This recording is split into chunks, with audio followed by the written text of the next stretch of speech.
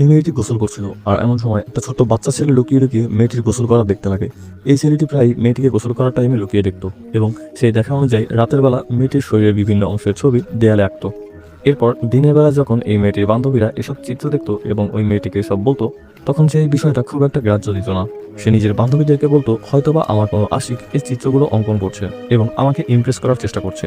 কিন্তু এই মেয়েটি জানতোই না যে সে যে স্কুলে বাচ্চাদেরকে পড়াতো সেখানকারই একটা বাচ্চা ছেলে এসব করে বেড়াচ্ছে। শিল্পা যখনই গোসলে যেত তখন এই বাচ্চা ছেলেটি ওকে লুকিয়ে লুকিয়ে দেখতো। আর একদিন হুট করে ও গ্রামের দেয়ালে শিল্পার পুরো নগ্ন শরীরের চিত্র অঙ্কন করে ফেলে। সেখানে পায়ে থাকা তিল দেখে স্পষ্ট বোঝা যাচ্ছিল যে এটা শিল্পারই ছবি। এটা দেখে গ্রামের সব লোক সেখানে এসে জড়ো হয়। এমন সময় শিল্পার বাবা এসে সেখানে উপস্থিত হয়। তখন গ্রামের লোকদের মুখে আজেবাজে কথা শুনে শিল্পার বাবা দৌড়ে বাড়িতে এসে বালতিতে রং মিশ্রণ করে দেয়ালে সেই শিল্পার ছবি মোছার চেষ্টা করে। এদিকে শিল্পা বাড়িতে এসে তার বাবা মাকে এটা বোঝানোর চেষ্টা করে, আমি কখনোই কাউকে আমার শরীরের কোনো অংশই দেখাইনি। এটা কে করেছে, কিভাবে করেছে সে বিষয়ে আমি কিছুই জানি না। কিন্তু শিল্পার বাবা মা তার কোনো কথাই শোনে না, তারা ওকে ঘরে বন্দি করে ফেলে।